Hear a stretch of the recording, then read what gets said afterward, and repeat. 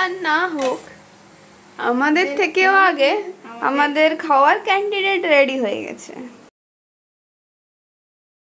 আমি শিলাস কুকিং চ্যানেলের পক্ষ থেকে আপনাদের সবাইকে স্বাগত জানাই। আজ রথযাত্রা স্পেশাল জিলাপি বানাবো। তার জন্য এখানে এক বাটি ময়দা নিয়ে নিচ্ছি হাফ চামচ, আর নিচ্ছি বেকিং সোডা 3 ভাগের 1 ভাগ, আর নিচ্ছি দই, টক দই 2 চামচ মতো টক দই নিয়ে নেব। এর জন্য 1 বাটি চিনি নিচ্ছি, আর নিচ্ছি 1.5 বাটির ওপরে জল, আর নিয়েছি একটা এলাচ, এলাচের বীজগুলো আলাদা করে দিয়েছি। একটু জল দিয়ে ব্যাটারটা বানিয়ে নেব।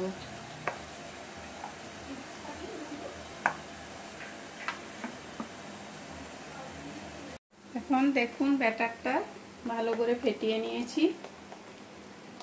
একদম সুন্দর একটা স্মুথ, এরকম একটু মোটা করে ব্যাটারটা করতে হবে, একদম পাতলা করলে হবে না। এইরকম ব্যাটারটা আমি বানিয়ে নিয়েছি। আর অন্যদিকে চিনির শিরাটাও হয়ে যাচ্ছে। আর কড়াইতে ফ্রাই প্যানে একটা চওড়া পাত্রে তেলটা গরম করে নিচ্ছি। এরকম একটা প্যাকেটের মধ্যে ব্যাটারটাকে ভরে নেব।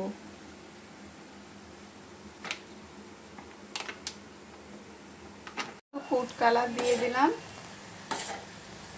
দিয়ে ভালো করে এখন শিরাটা বানিয়ে নিব যতক্ষণ না চটচট ভাব আসছে।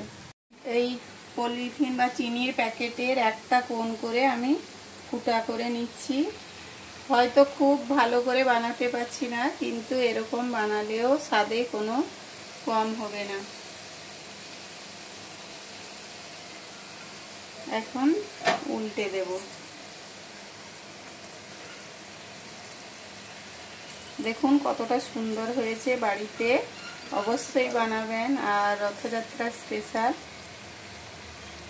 জিলাপি হোক আর না হোক, আমাদের থেকেও আগে আমাদের খাওয়ার ক্যান্ডিডেট রেডি হয়ে গেছে। আমাদের বাড়ির 4-4টে টুকরো টুকরো জাত। চিনির শিরাটা একটু চটচট ভাব চলে আসলেই ভাববেন শিরাটা হয়ে গেছে। একদম 1 তার 2 তার করার দরকার নেই। একদম শিরাটা চটচট হয়ে গেলেই জিলাপিটা দিতে পারবেন।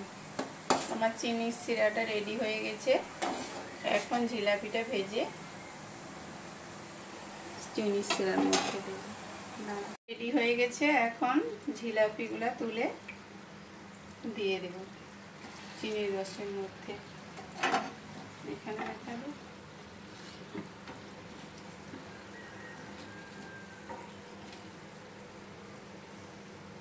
আর দিয়ে সঙ্গে সঙ্গে রসের মধ্যে ঝেঁকে দিতে হবে।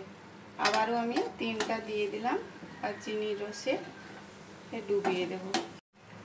দেখুন চিনির শিরার মধ্যে রস ঢুকে গেছে।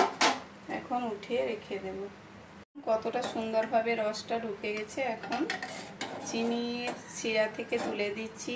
দেখতে তেড়ামেড়া হলে কি হলো, জিলাপি খেতে একটু কমই পাবেন না। বাড়িতে অবশ্যই আমার এই রেসিপিটা ট্রাই করুন।